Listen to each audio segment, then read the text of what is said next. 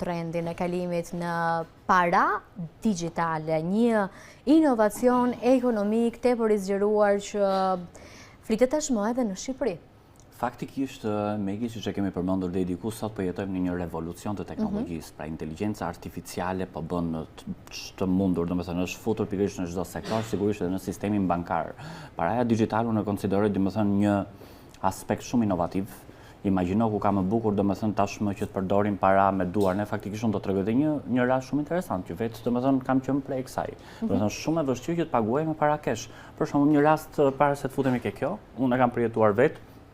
Shtetet potencialisht zhvilluara sigurisht kanë filluar ta implementojnë masivisht, duke filluar në fillim domethënë që nga vendet nordike, Suedia, vendi papar i teknologjisë.